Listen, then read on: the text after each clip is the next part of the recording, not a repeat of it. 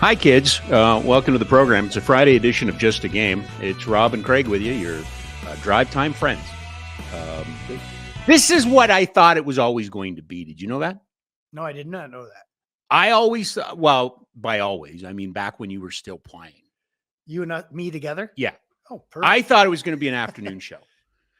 And then we would, just to build off what we were just talking about, and then we give grades to everybody. Yeah, right? Everybody grades everybody now. grades, so everybody gets a grade. Exactly. He is Craig Conroy. He's got a new job. I have to, okay, first of all, it's the general manager. Is it just general manager? Did you get another one? No, just general manager. Okay, so you didn't get, assistant pizza maker or nothing like that tagged in there? Because hockey's different now. Well, there are a lot of titles. Titles are a big thing, and the more you have, I guess, the better it is. I don't know. Because you started, your first hockey title was special assistant or special advisor? Special assistant to the acting general manager, Jay Feast. That's what it was. That was all on my card. To the acting general manager. And then when he became general manager, you could drop the acting. They switched a lot of new cards. Have you kept all your cards? Do you have all your cards? I think I have all. Yeah, I have. You have a version of all your cards? I do have a version so far. Yeah. Welcome to Just a Game on a Friday. He is Craig Conroy, the general manager of the Calgary Flames, kind enough to join us live in the Oodle Noodle studio. We are a inclusive podcast. Everybody's welcome here. We are an ally for all. We're also broadcasting from Treaty 7 territory here in Calgary. And I should mention, have you ever skied? You grew up in ski country in the States, right? Like did you ski in? Yeah, those are hills compared to the I know that. I did. Yeah, I did ski. When I went to Northwood, we could go Whiteface Mountains where they had the 80 Olympics. Yeah. We had a deal for $5 a day. You could go over and ski. So I used to ski quite a bit. And then obviously once I went to college, I think I quit. Oh, skiing. Did you? Yeah, a little. Yeah. It was just you get busy. And then when you go to the NHL, American League, NHL, I just thought, I better not take any chances with my knees here. But I loved it. That's an interesting point. Now, post hockey, have you gone to the mountains here? I think I'm afraid of these mountains. They're Why? Like, I don't know. I haven't, to be fair, I think I should go and do it. I haven't done it, but my one knee has been a little acting up. My left knee, I was playing catch and I was running and I fell into a hole and I hurt my knee. Where were you running? It was in a field. I was just in a field. You were just out in a field running and you ran into a gopher hole? I have to try to make the great catch. Yeah, I just couldn't let the ball go. No. So yeah, I ran into a little hole and I caught myself, but probably by catching myself, I hurt my knee a little bit. It's actually feeling better now though. Okay. Well, I mean, I feel sympathetic for you. Listen, if you ever think about skiing or snowboarding, let me know, because of course Ski Cellar Snowboard sponsors our guests, skicellarsnowboard.com. Now they're not open now, Craig. I know you're saying to yourself, but Rob, I want to go after this show. They have 4 stores in Calgary, but not open in the summer. They'll reopen in the fall. They have one right in Crowchild, don't they? Yes, they do. I drive by that often. Yes, they do. And they have McLeod. Sales. They have sales. They have sales. Yeah. Yeah. I should pull in when I see the sale. And have you heard about snow skating? No, I have not heard. Yeah, about so that. now you can kind of skate down the mountain. Really? Yes. Yes, I know. And Neil from I'm gonna have to Google it when I leave. Well, if you go to the website, if you go to skicellarsnowboard.com, you can go and see the videos, the YouTube videos. It's exactly what it is. Yes, that's amazing. It is. How are you? How you doing? Are you busy? Are you just hanging around? What's going on? No, it's been busy. I mean, I think getting staffing done with Mitch leaving, getting Trent Call in.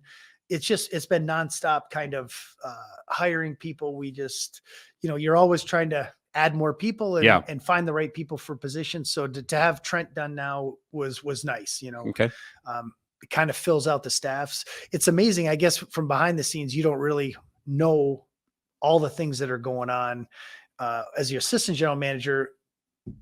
How many interview process to go through all that. What do you mean you didn't know? I mean, you would have seen it, right? Yeah, but Brad kind of did it. You close your door and you do Zoom calls, you're on phone calls, you do all that. Okay. So you don't see how many people you're talking to behind the scenes. Yeah. I wasn't in that process of hiring the coaches and going through the process. Kind of Brad did that himself. So, I think we did a little bit differently this time. I had the everybody in the office in there and we all listen, so then we could all talk about it afterwards and kind of figure out what we liked about the candidates, what we didn't, what strength, weaknesses, and, did it more as a team maybe. Is that a result of you going through hiring with Jay Feaster and hiring with, Brad Treliving? You were interviewed by Buffalo at one point. Is this the key? When you did it, was it kind of, well, I like this, I didn't like this, and so this is how I want to do it? Was it based on your experiences? Yeah, I mean, I think that, and you want people to feel ownership too in the office, like feel a part of the process, feel a part of making big decisions. Yeah. So then we can all be on the same page moving forward. So nobody can say, well, I didn't like that guy. I never met him. I didn't talk to him. I think just to all be on the, not that we're on the same page. We all had different ideas of each person that we interviewed and then went through the process. But, it was even with Trent, there were some great candidates and there were some younger ones that we really liked. And, I think after having Mitch in there, and Mitch did an amazing job. And then, Mitch gets the opportunity in Washington. And I think we just kind of went back and forth and said, okay, what are we looking for this time? And Trent just had that experience a little bit more than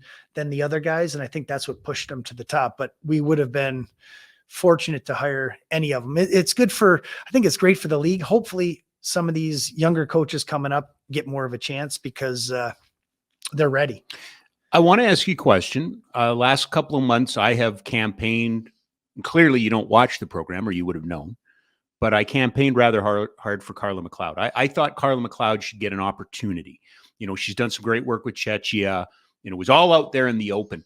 Craig, are we getting closer and closer to maybe? I mean, I know we have assistants, but are we getting closer and closer to maybe seeing a woman as a head coach in men's professional hockey? I think you're gonna see it. I mean, it's for them to be assistants first, to get kind of that recognition and come in and being head coaches in different places.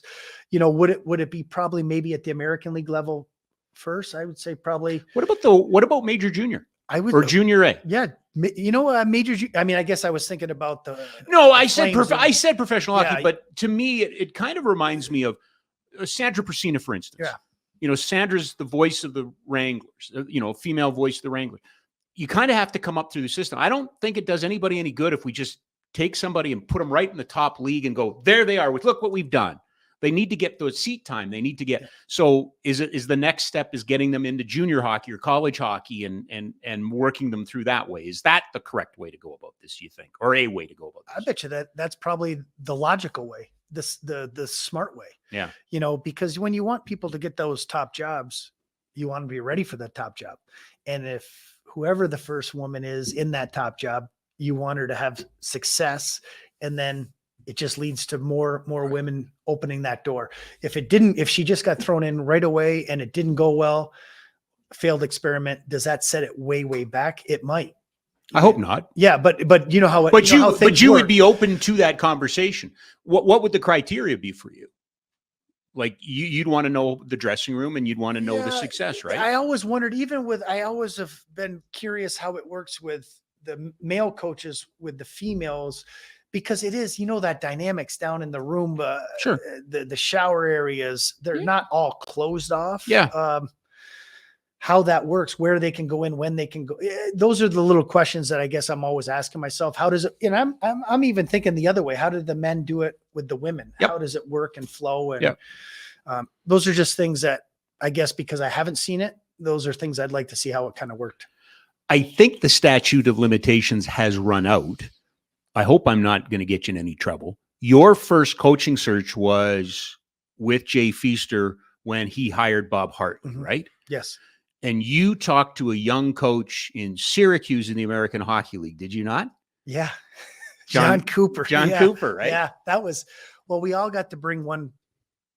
You got to bring a list of names. Yeah. I just started, so I didn't really have a list of names. I wish I could take actual credit for John Cooper, but Al McInnes and Kelly Chase were the ones that kind of said, hey, this John Cooper, you would be doing a disservice to yourself if you did not go look and kind of. Yeah. And he was in the American Hockey League. He was in the American Hockey League. And I went back and I kind of did. He started in St. Louis, in where Chaser's team was.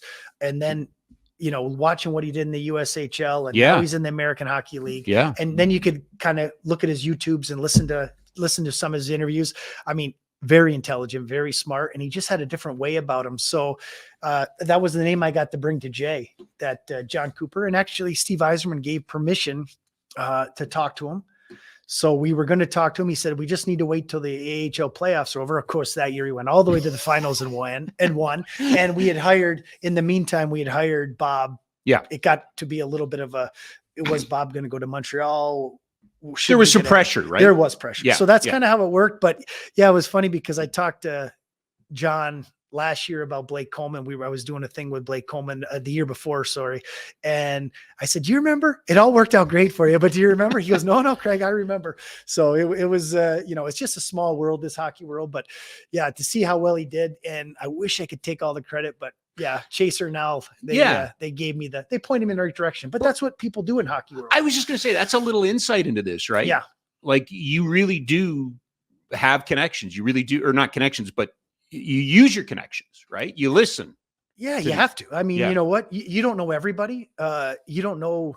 And if someone that you trust, Al McInnes would never tell me anything, or Kelly Chase. I mean, we played together a long time.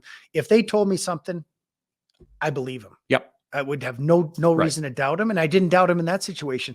I just went and kind of doing my homework, watching clips, looking to the records, seeing him winning everywhere was amazing. So, and the personality, everything I heard about him when you talk to people that work with him, they loved him. Talked to some players that had him, said he has a different way about him, how he coaches.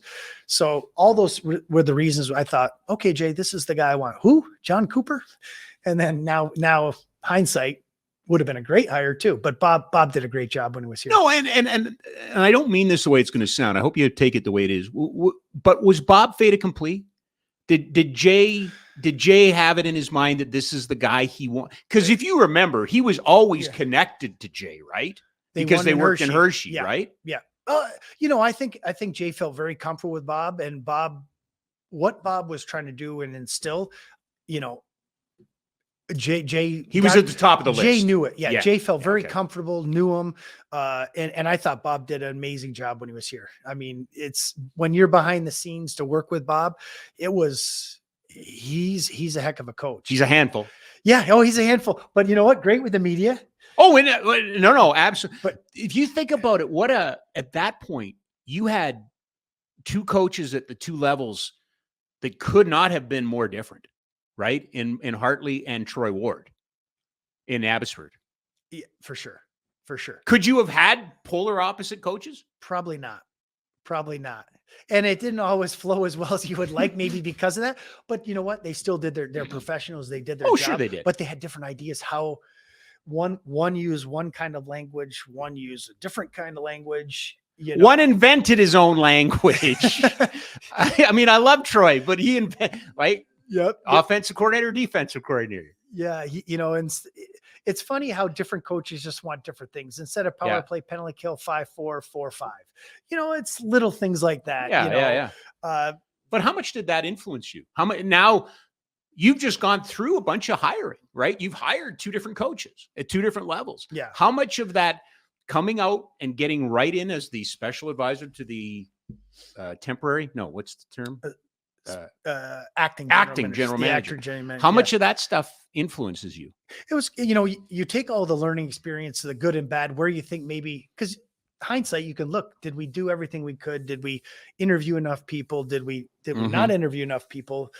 Did we miss anybody? Is there someone else we can, who's the best person for the job? What type of person are we looking for to bring into the, right? And I think it was funny because I was thinking about it the other day and I was talking to a former GM in Mike Smith. We were at a thing in New York and, we were talking. Oh, not Mike Smith, the goalie. Yeah. Not Mike Smith, the goalie, but so we were just talking and he made a good point. He's like, the culture that we had in Calgary, it's not so much the culture, I think, because what Daryl wanted to do here, but maybe it's the environment at the rink is what we need to change. Sure. In my mind, it was the environment that people want to come to the rink, be excited to come to the rink and have some fun. And that's different because kind of the culture Daryl wanted. I do want that same culture. We are here to work hard, get better every day. And that There's part, don't you think it's funny? We made the offhanded joke about, oh, we're going to give you a grade. Man, context is something, isn't it? Like there, it's easy to do a headline. It's easy to say something, but you really need the context of the situation. Yeah. There's always more to every situation. That it's not just black and white, and it's not as easy as people. This is what you should do, or that. I wish it was that easy, but you're trying to build something, and you do think, and I thought, I don't know if I really want to. It's not really the culture of how we want to be as a team. It's just the environment that we want to bring these guys into on a daily basis is what we're trying to change, more so than because Daryl did a lot of good things. I mean, I really enjoyed Daryl as a coach, and I think he's a heck of a coach, but he's an enigma. Yeah. I mean, it's just, everyone's different. It's a different way to do it. I felt comfortable with that type of coach. I had lots of coaches like that. Joe Quenneville, maybe not quite to the same, but not that far off. No, they have a way about doing things. And Iron Mike. Yeah. And Iron Mike was, I really enjoyed Mike. I know a lot of people would be hard on Mike. I love my time here with Mike. One of my favorite coaches. Didn't you had him in St. Louis too, though? Yeah. In St. Louis, you know what? I was younger. I think he was better to me, or I related easier, better to him as a veteran player. Yeah. So he was great as a young player, and he was coaching in GM, and it was intimidating. Yeah. He was intimidating, and but when the second go around, I love Mike. I can't thank him enough for what he did for me in my career. Let's go back. I do want to ask you about both your coaches, but let's stay with Trent Cull for a second. When did he get on your radar? How did he get onto your radar? Brad Pascal. I mean, I think a lot of it when he was in Utica. Yeah. It's funny because we're always kind of, when we ask the scouts, which coach really has the team play the right way? Who not that we're looking for coaches all the time, but if there's a coach that catches your eye and has done a good job. And then I think with Trent going into Abbotsford, we got to see him more. Obviously. So, you're watching him, you like how his team played, the discipline, you watch the bench demeanor, you're always kind of paying attention. Did you ever get a chance to interact with him? Is there No, there really isn't that opportunity, is there? No. So you just talk to other people that know him. So you get it's secondhand, that part. So then to see him go up to the Vancouver and, him when Bruce kind of got let go, it was a name that was, I wonder if he'd have some interest in coming. So, I mean, Brad Pascal did a heck of a job. He had a long list again and went through a lengthy process. And he kind of did the first part. Right. And then when he got down to a smaller group where he felt comfortable, then everyone else got involved. Mitch Love makes his decision. He goes to Washington. Do you recruit people like Trent Cull, or do they call? How many out of the blue connections did you get from coaches that want to make sure they're interested? Yeah, lots of emails, calls, text messages. And that's what kind of length makes the list bigger. And you're watching junior, for us, we're watching junior teams that are doing really well, talking to play, the list was really long, and I think it's better to go through. And you know what? Some of the guys that we talked to, family situations, it wasn't the right time in their life. They weren't ready to make the move. So they're quickly, they're out. But you want to make sure you at least talk to them and see what the interest level is. And some were, it's weird. You would think most people would want to interview, but even at the NHL level, some guys just said, I'm in a great situation with my family, with where I'm at. If it was a different time, I would love to interview for the job, but not right now. Well, who gets your attention now that you've done this unsolicited? Mitch Love leaves. Rob Kerr decides, I want to coach the Calgary Wranglers. Should I call you? Should I email you a plan? Do you want to see videos? How do I get your attention? It'd be nice if you were coaching somewhere. Okay, so that's a good place to start. A good place if you're coaching. Okay. And I can go watch how your team plays and see what you like. And then they do give you a plan. They give you their philosophies on, how they think. The one thing, it's amazing, I think, because we had a little bit of a disconnect. We talked earlier. Yeah. American League, NHL, maybe we played a little bit different styles. Now we're talking about Abbotsford to Calgary Calgary a decade ago. That's what we're talking about. 12 years ago. Yeah. So we really want to focus now more on playing the same systems. Yeah. Our coaches okay with playing the NHL coaches system. And they really are well-versed now. I mean, they come in and they say, hey, we know what it is. It's development. It's to get guys to the NHL to help the Calgary Flames win games. So I do think when you look at that now, it was a little bit different when I first started. They might want to play their own systems, use their own language, but it was a little confusing to a guy like Granlund when he was here. English not his first language. So to hear the DOP and Fonzes and to see all the writing on the boards, if they were just 4 letters, 3 letters, FONZ was Fonz, and that's face off in the neutral zone. That's a little hard for a European to kind of acclimatize to. They get used to it. You get a sheet. I got a sheet too when I saw Troy. Very smart, did a great job for us. But it is a different way of doing it as compared to someone else. Is that a college format, do you think? Or a development team is a different animal altogether, right? Because the job is to get you from here to there, as opposed to winning a championship. Championships are nice, right? Is that more of a championship's a bonus? Even when Bob came in, he said they won a championship in Hershey. That was the bonus. Right. Right. Look, Pierre Lacroix said, I'm so happy you won, but it's the developing for the NHL and us winning a Stanley Cup is what the real key is, Bob. So, it's probably the one, even in junior, you're there to win a championship. You're probably there to win championships in every other thing. You want to win a championship. You want them to have that experience in the playoffs, but it's also to make sure they're ready to play in the NHL. And that's, is it easier to put out a veteran guy to take a big face off at the end of the game, or put the rookie to give him that experience? It's not easy. I mean, I remember we're talking to Huska when he was down there, he would do it. We might lose the game sometimes, or we might, the kids, but that was the role. That was the role. The job. So Rob Kerr calls you, the Wranglers are now open. Mitch Love is gone. And I say to you, Craig, you need me because I'll get you where Mitch Love didn't get you. Does anybody take that tact? Are people confident enough to come in and go, yeah, he was a good coach, AHL coach of the year 2 years in a row, but he didn't win, and I'll win. Are people that confident, or are they more respectful? No, they're confident. They're confident, but they don't. Yeah, not that tact. Mitch has left. Yes, he did a great job. Yes. I think I can continue that job is kind of the way they, but nobody tries to come in and no, they're I think the thing about hockey players is the cliches.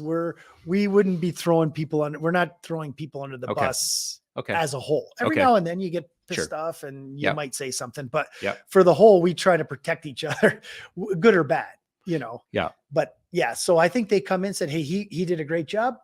I think I can continue this moving forward. Does Trent decide, or do you and Brad decide that you're going to keep the assistants?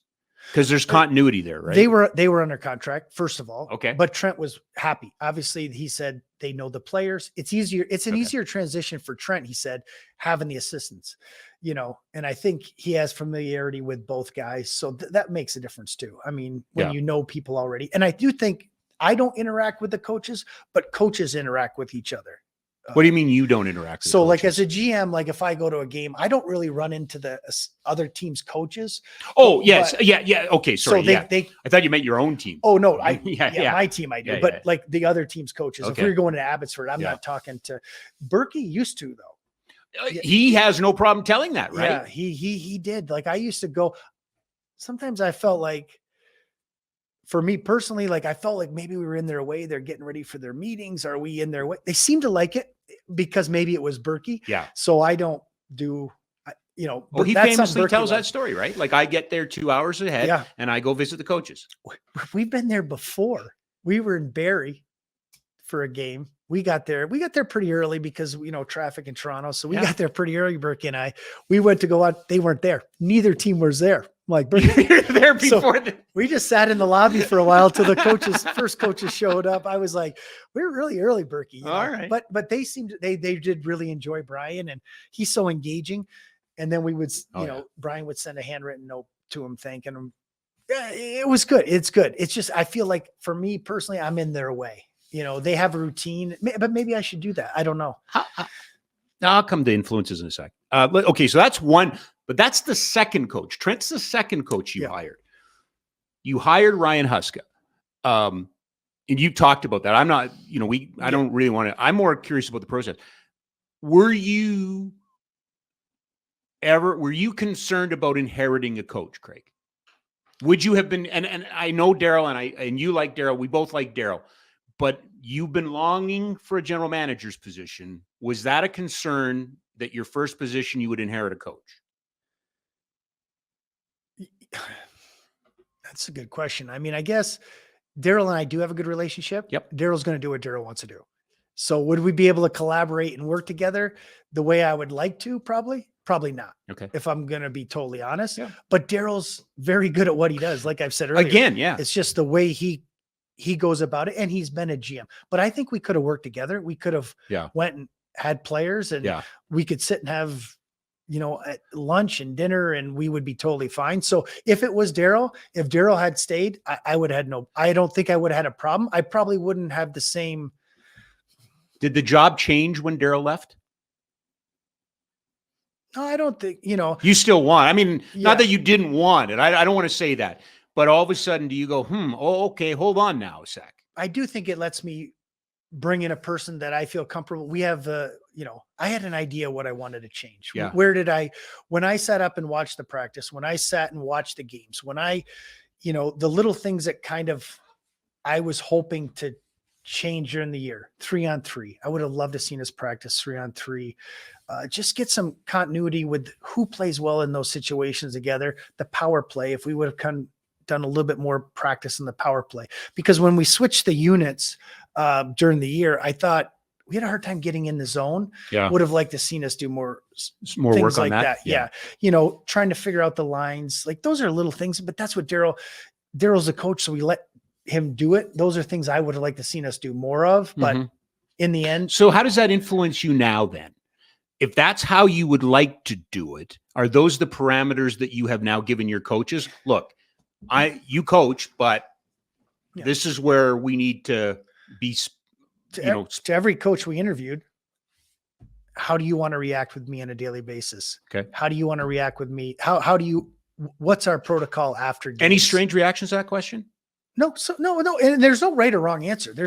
I know what I would like to do, but there's no right or wrong answer. I mean, some coaches said to me, Craig, I'd rather not have you come down after a game. Their emotions run high. And you're okay with that? And I would be okay with that. Okay. So, some people want us down. Bob Hartley wanted us down there. Yeah. He wants the eyes. What right? did you see from above? Is there anything we missed down below? Are we doing anything? Yeah. Give me your top 3 players of the night. Like, so Bob wanted that. Yeah. And I really enjoyed it. I'm not going down there to yell and scream if we win or lose the game. Like, maybe we don't say anything, but maybe I can just hear what they're saying, good or bad. Who are they happy with? Who didn't they like? And I'm thinking, okay, I agree or disagree. Like, we don't have to talk about it at night, but that was one of the things. Cool. How much are you going to work on the power play? How do you structure your practices? Yeah. How do you want to do travel? There's all those things you want to make sure you ask everyone the questions, and but you didn't need them to give you the right answers, right? You just needed to know what the answers were. Yes. Okay. How this would work with me and you moving forward. Right. And like I said, there's no right or wrong answer. I think the one thing that I was excited that Ryan said is in the D zone, we were playing more man-to-man this year. I had a hard time as a center playing man-to-man.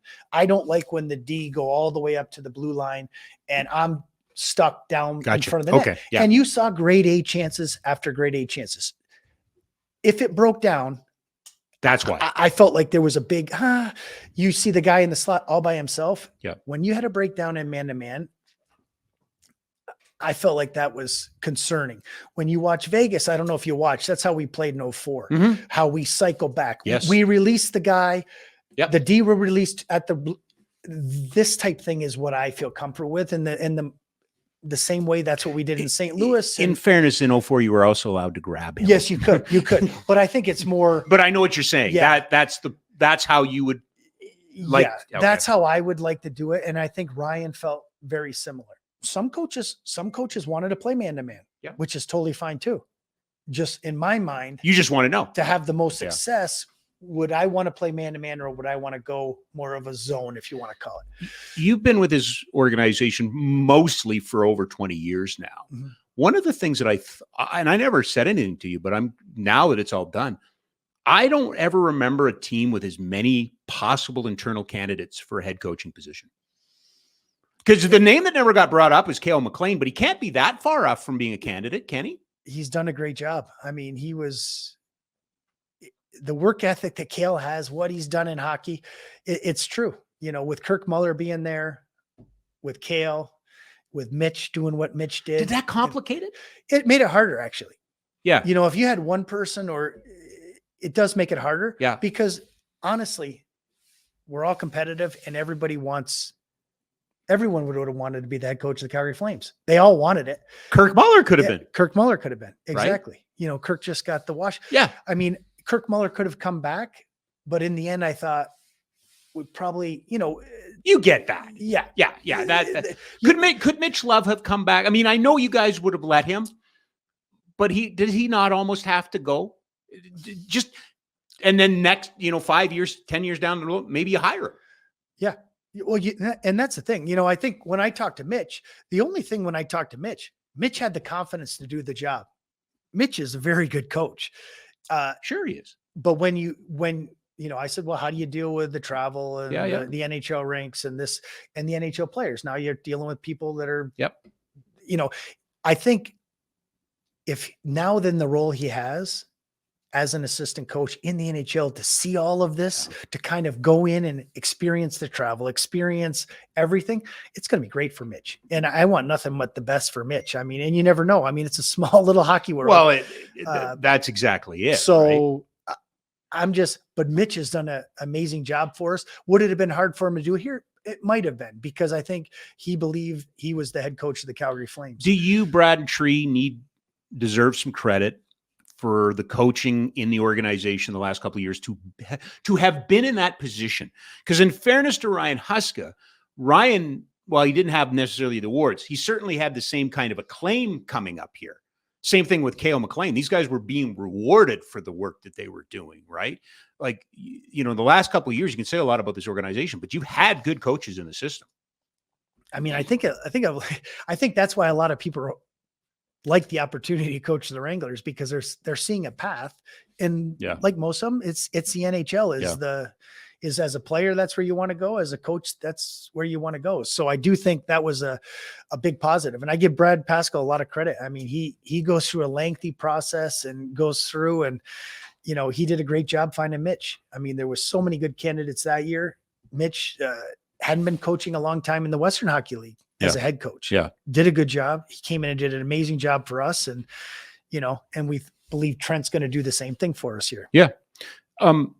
Any wild cards, anything that was interesting about the external candidates for the head coaching job before you, landed on Ryan? Again, I mean, I think when you see what other teams are doing, I mean, it's a little bit, I can see why teams are a little leery about having people interview with multiple teams but to hear what other teams are doing, I think that was an eye opener but to see the amount of good quality coaches that haven't been head coaches in the NHL, or maybe just had their first chance and looking for that second chance. I do think there's so many good coaches, and I think that's what's exciting for the league. If teams are willing to get it instead of recycling someone, I think people are going to be surprised. Is that the right word? I think it is. I don't know if recycling is, or here's the other one. Experience. They want more experience. But the context again, you need, Daryl's a hard ass, so you got to have a player's coach, right? Ryan Huska's a player's coach. The next coach got to be a hard ass, or recycling and stuff like that. Is that actually a thing, or is that a narrative? Is that an easy way of describing the need for change? You're probably right. It's if Glenn Gulletson was here, he's too nice to the players. If, it's all, yes, it is is it a little bit of a cop out? Maybe. Yeah. But I think everybody's looking at something different. What kind of team do I have? Yeah. What type of coach do I have? Yep. A veteran coach. You kind of know what you're getting with a veteran coach. Right. There's probably a shelf life with a veteran coach. What does your team need at that time? And I just thought at this time, Ryan's first opportunity, but he's been working and working to this opportunity, and he did a great job for us, did a great job in Kelowna. I think what we're looking for, he checks off all those boxes. The thing is, does he have the presence in the room? People might wonder. That was one of the things. Do you feel like he does. I've seen it in the American League as a head coach. I've seen it, as an assistant coach, you don't have the same, but he's got that good thing. If you talk to, probably the one person that I thought when I talked to some of the players just to ask him about Ryan was Rasmus Anderson. If you ever talk to Rasmus, they did not get along the first year. But Ryan, if you want to get to the NHL, this is what you need to do. And it was uncomfortable every day. And he stayed on him. And Rasmus needed to get in better shape. Rasmus needed to play better in certain areas. He's good with the puck. He did what he did well. He did really well. What he didn't do well, he didn't want to work at. Yeah. And Ryan forced him to work at that, where it's not fun to work on things you're bad at. But the second year, that's not uncommon, is it? No, it's not. Troy or TJ Brody went through that. Yes. Right. That's what Troy Ward always told me, that TJ, it was never about teaching him how to be a defenseman. It was about teaching him how to be a pro, right? How to make his bed, how to buy groceries, how to be away from a billet. Absolutely. You told me those things about, you probably don't remember this, but we sat in the hotel in Fort Lauderdale. You told me those things about Rasmus Anderson before you drafted him. You were aware of those things. Oh, that's why he went in the second round. Right. Players aren't perfect. How did you get graded on that draft? I'll forget. Yeah. Well, hopefully better now. Yeah, better now. Shillington, Rasmus. Not having a first round pick. Those are the things, and some player, and you give the player credit. Mm-hmm. He did all the work. Yeah. What people don't know, when Rasmus was here his first year and we'd come home from a road trip and obviously the office, we'd come to the office and Rasmus would come down and do an extra workout and do more. And he was working to become a better player. And is that Huska? I think that was what Huska brought to him. Not specifically, Craig, but he didn't say, when we get off the road, go. Yeah. But he built the environment. He made it so that the understanding that Rasmus knew that he had to do these things. Yes. Yeah. Because that first year that was so uncomfortable to have the success he had the second year. And now he's in the NHL. He's like, okay, Ryan's right. I have to do this stuff. I don't want to do this. Like we were tired. We probably wanted to go home after that road trip. And, you're on the road 5-6 days. I can't remember how long, for me to go to the office and do a little something is not a big deal, but to see him come in too and go down, and I went down to see what he was doing. He was riding the bike and he was doing a little workout. Yep. So those are the things that he did extra to make himself a pro and his game, but he continues to do that today. He hasn't taken his foot out. Okay, I've made it. I'm good. No, he's trying to get better every day. Did you learn anything new about Ryan Huska in the interview process? Well, it's funny because, like I said, if we're talking D zone, how we change things up, different scenarios, player usage. I gather Ryan's not coming to you in the middle of last year going, geez, Craig, this is what I would do. Yeah. But when you listen to what he said, he wasn't going to say anything. Yeah. Whatever happened in the coach's room happened in the coach's room. Yeah. But just his ideas and his philosophies, I think that's kind of where we were in sync. I thought, I feel the same way. And you don't know, his thing was saying, hey, we did it like this. Daryl wanted to do it. And Daryl was the head coach. We did it like this. I would like to do it like this. And that's how he worded it. When I got my dream job in 2011 and I started calling games at Sportsnet, I had a bit of Peter Marr. I had a little bit of Danny Gallivan. I had all these pieces. Who are the pieces in you as a general manager? Who influenced you as a general manager?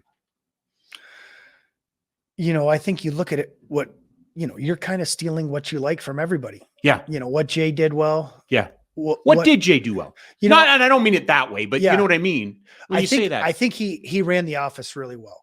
Like his attention to detail in the office. I think being a lawyer, Yeah. Okay. You know, the way he managed people, the way he dealt with things. Yeah.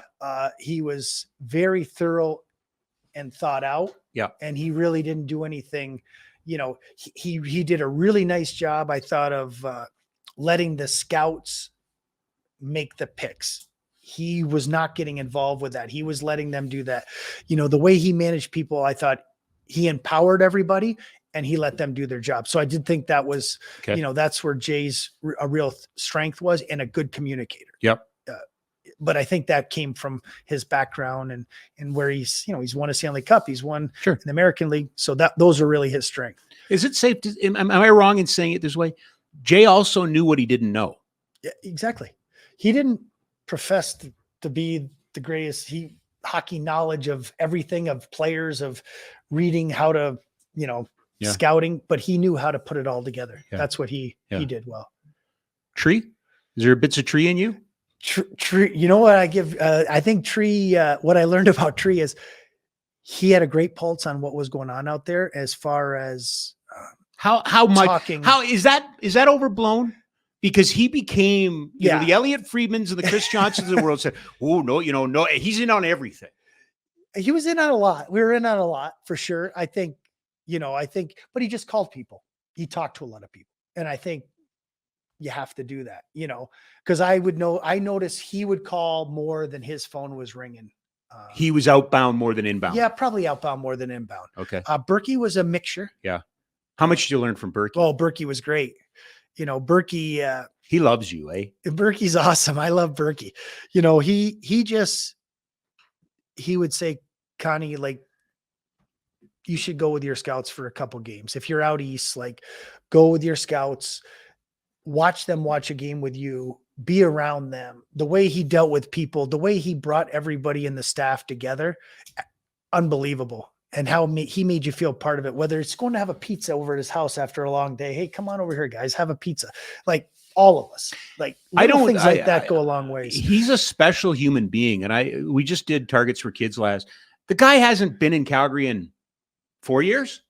Yeah. So he's now come from out of town to Calgary to host this event more than he did it when he was here. But he loves it. What he gives back to the community. I mean, and the one thing he said when he came in, he said, "Hey, my big thing has been charity." The one thing when he got here, though, he said the Calgary Flames do charity.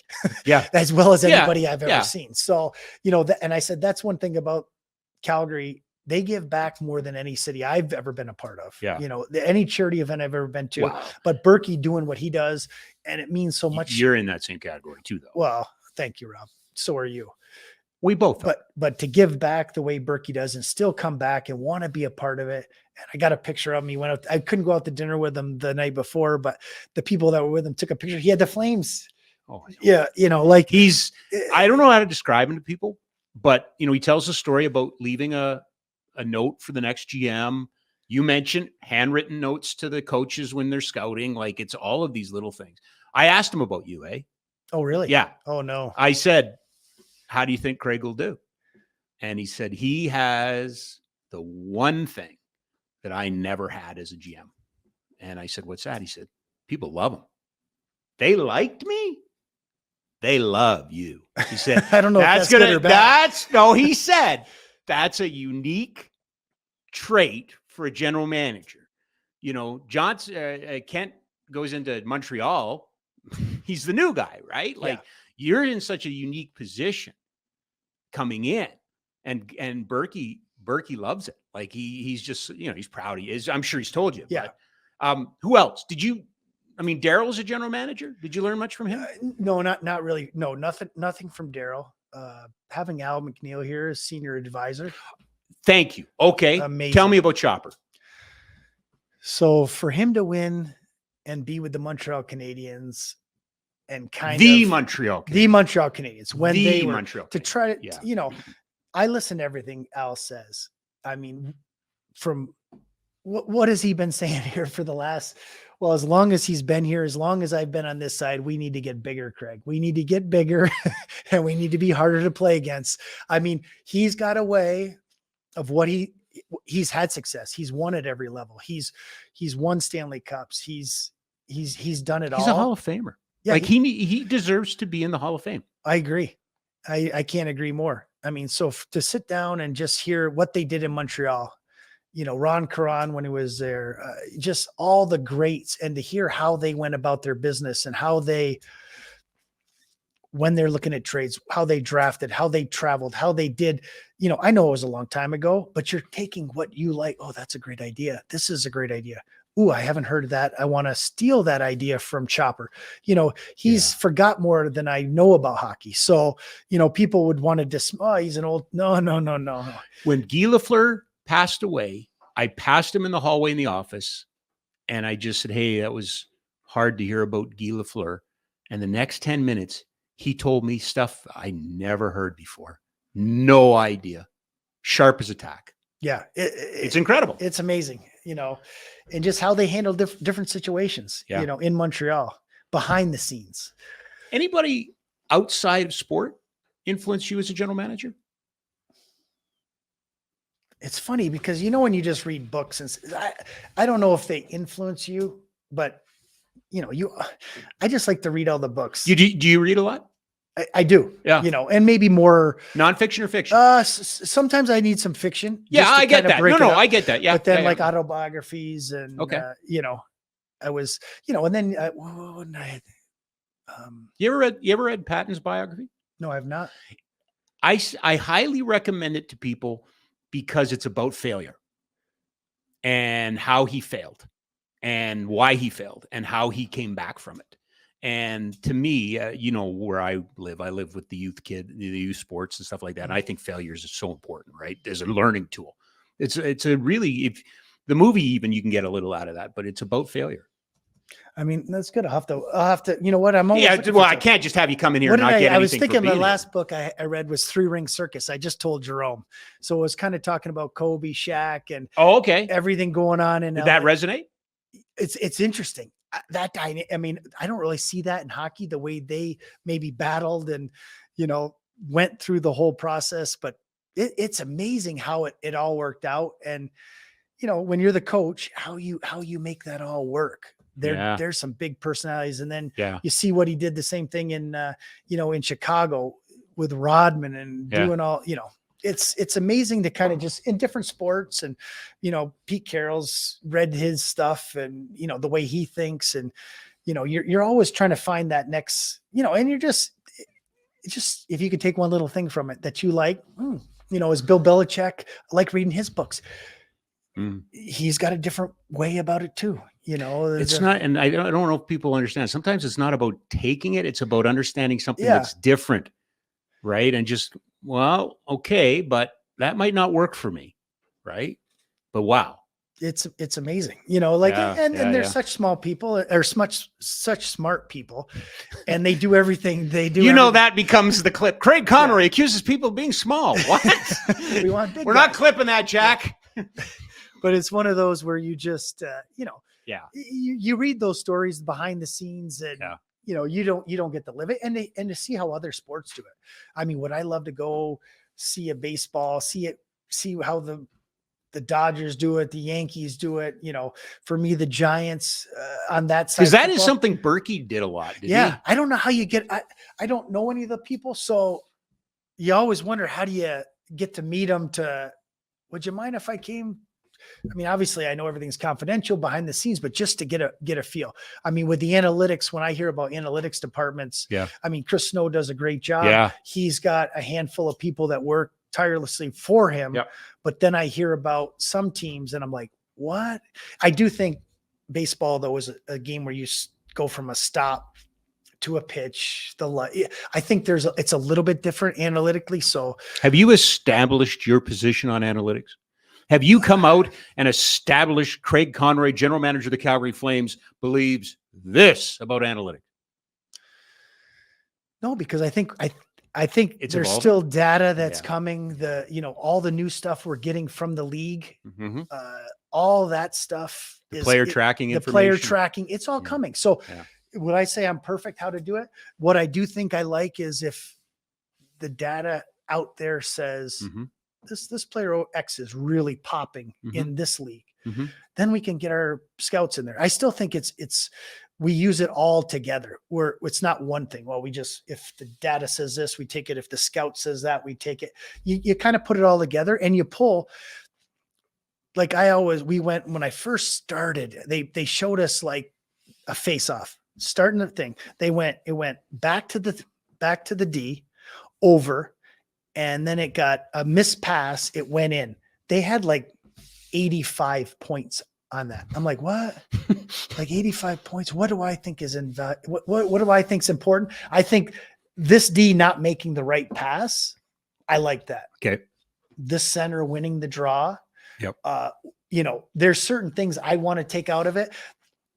If the guy stepped over the red line with the puck and made the pass, I don't know if that means as much to me. That probably doesn't mean as much to me, but there are things, puck battles, winning puck battles is huge, making plays. Maybe you don't even score, but people that make plays consistently, even though and that might be a person on the third line who creates a lot of chances for his team, but isn't with finishers and 5-on-5 play. And like, I think a big thing for me is 5-on-5 play. I find if you can play 5-on-5 and produce, very important. Okay. It's very important. Todd Button. Yeah. You worked with him now in so many different ways. Why is he still here? In the sense of, it's a business that some of those scouts get. Why is he so what aren't we telling the public about Todd Button? I don't mean why is he still here from the standpoint of why is he still here? He's here for a reason. I know that. But what don't we know about Todd Button?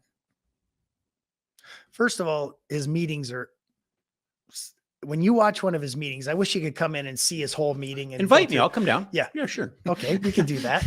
But I mean, I think the way he's organized, the way he runs his staff, behind the scenes, because I get to see all the players he did want. Some years we didn't have draft picks until the fourth round, but the players that he wanted, the players that we would have picked, I'm thinking those are the things that people don't get to see. They only get to see, right. These are the players, or the players that we thought we were going to get, and then they got taken the pick before. That's very hard to take when you really. How often does that happen? And I'm assuming that happens probably more in the later rounds, right? Well, no, it happens. It bothers me at the beginning. It does. It does. That's probably, I bet you three times in the 12 years I've been on this side, a guy that we really like. And one of those guys is a really, really good player. And it's frustrating when you watch, and that happens. Every team's going to have the same thing. Yeah. But that's one where you're like, oh, that hurt. And then you're like, oh, maybe he won't be that. Oh no, he's that good. Yeah. Yeah. So it does happen, but the way he does his meetings, his preparation, he's a good evaluator, very good evaluator, very good. And he knows his strengths and weaknesses, behind the scenes, his information, his knowledge, the people that he knows in this league. It's invaluable. I just wish I could ask that question better, because really I'm a fan. Yeah. And I think it's one of those things that, again, we're grading the draft, or, why this guy's been, it's something in this organization to have the longevity that he's had to work for 5 general managers. Yeah. Right. And ultimately you're the guy that makes the call, right? And I'll be honest, like when I took over, the scouts weren't under contract. Yep. So, the first thing I did was get Todd's. I told Murray, John Bean, and Don, I have to have Todd back. Okay. We just have that relationship, because what people don't understand is, hey, are we right on everybody? No. But when we go through the process, where did we mess up? Why is that? Why did we have this guy so low? Was it the skating? Are we more? Yeah. All these things we can go back and look. But if I was to bring in someone new, that's a 3-4 year process to see, oh, okay. Oh, that guy was good. That guy wasn't good. I think that's why a lot of times you don't see a lot of change in those positions, because we have a real comfort level. I know my weakness is a scout, and I think he has a little bias in certain ways, but it's complimentary now, right? Yes. With that said, but he's still open to going. Yeah. I remember when we were talking about Fox the first time, and Jim Cummins, the very first meeting, says, we have to draft him. And Todd was like, I could tell he liked the player. He wasn't saying we pounding the table in October, we have to draft him. But then as we went along, he's like, you know what? Yeah, this is a guy we need. He's not the biggest defenseman, but boy, what he does with the puck, skating is good, not great. There were some things, but he said, you're right. Okay. And, we could have easily went in a different direction, but he listened to Jim Cummins, and that's what he does. He takes, if his staff is passionate and they're pounding the table for a player, and Foxy's been pretty good. I was going to say, that's a win, right? Yes. Like you consider that a win. Yes. What happens afterwards, and I never forget this. You and I were in St. Paul for the draft, and that's where Johnny got picked. Mm-hmm. And there was another player of similar stature, size, that was way up in the first round. And I said, are you thinking about it? And you told me won't come to Canada. Yeah. That you met with him. Did not want to come to Canada. Didn't want one come to Canada. So you didn't, know. Right. Yeah. Fox still counts as a win. Yeah. What happened afterwards happened afterwards. Yeah. He did not mention not coming to Canada. No. He would be happy to be a Calgary Flame. Like at the time, there was no problems with that. Okay. So that, unfortunately for us, he had such a good first year. It was amazing. They were comparing him to Brian Leach and Bobby Orr. And I thought that's high praise. This is exciting stuff. For a third round pick, I'm like, this is Jimmy Cummins, great job. Yep. Todd Button staff, great job. Yep. And, unfortunately, that's the business of hockey. Yeah. Which now you have to deal with. Yeah. What is a Craig Conroy draft meeting like? What do you want in there? Jim Cummins comes in. We got to get this guy. Somebody might be quiet. How do you organize your meetings? No, I want you, if you're passionate about a player, yeah. You don't have, Jimmy's a bigger, louder. Yeah. It's a good example though. If I want you, especially when we get in the 4th, 5th, 6th, 7th round, because everybody will have a good feel on the top 3 rounds. Mm-hmm. As we move down, that's where your area scouts, we want them. We always say, who do you want to put that Calgary Flame jersey on? We don't I like this guy. He's fine. I'd take him. No. Who are you going to pound the table for in your area? That you feel like you want him to be a Calgary Flame. How far can I go? What's that? I want to draft Jack Haverstock. Yeah. Jack's just amazing. No, we really like Hanzik. Mm-hmm. You're wrong. No, stop. Like, how far am I allowed to go with you? No, what's your? They go a ways. I mean, it's not easy, but I want that. You'd rather have that passion and want, but then we'll go back and we'll look at what do the analytics say? What did the testing at the combine say? What did the people around him say? What kind of character is he off the ice? So now you're putting all those little pieces together and interview process at the combine. Like all that stuff comes into play. What's the weirdest question you guys ask at the interview? We don't do that. So it's none of this. If you could kill Adolf Hitler as a baby, would you? I mean, you're not asking those types of questions. No. Okay. I thought for a second you're thinking my question is, and I stole it from Jason Robertson, was the player that's in Dallas. Yeah. He brought it to us the one year. He goes, I want to give you guys a fun fact about myself. Oh, yeah. Good. He says this to you? He said, and he kind of went through a spiel of it was awesome. I loved it. I was like, this is great. Is that now a question? Give us a fun fact. So at the end, I just say, give me a fun fact. And some guys speak 5 languages. Some guys are. And do you bring up the unicycle? Yeah, but I can't do it. And I can't bring up the unicycle anymore because I can't.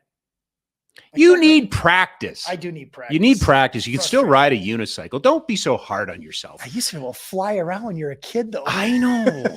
It was so disappointing when you couldn't pull it off. But that's another story. Yeah. So you're not getting into that silliness or any of that stuff. And how much do you feel you get out of that now? Are these kids coached or overcoached or? They're good. Matt Brown actually runs it for us. Okay. He asked the questions. So we have kind of a concise way we want to do it. Mm-hmm. And it's really to kind of get them to meet us we get to meet them, see how they are, if they're a European, how is the English, Sure. go through and that's really what it is. You only get 15 minutes. How do you organize it? Are they across from all of you? Or are you guys in a circle? They sit at the end of the table, and then we kind of sit around them. It's in one of the suites, so it's a small area. So yeah, we just kind of sit around. Were you in on Jankowski's? Yes. Now, for some reason, I have this feeling that was it Jankowski in front of? Yes. So Jay brought him into the scouting meetings at the draft, and that was a huge room, right? And it was like a big circular table. Say there's 40 people around this thing, and he was in the hot seat, right in the middle. It was. I felt like I could see the sweat start. I was nervous, but so that's how that worked. Because Jay, Jay wanted to meet him again at the draft. And you had been over a decade's worth of drafts, so you had sat at that big table. What was different about sitting at the head of that table in Nashville this year? What did you have to do differently?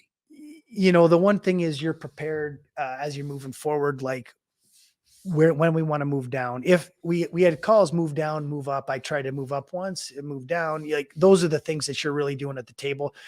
Is there any trade talks at the table? Those are the things that are happening real time, where sitting over to the side, I would have to hear it from Brad after he talked to the other GMs. So just the communication with the other GMs and just kind of figuring out, is there opportunities? Some people want to move, Is it drag or does it just fly by? It flies by. When you're in that seat, it flies by.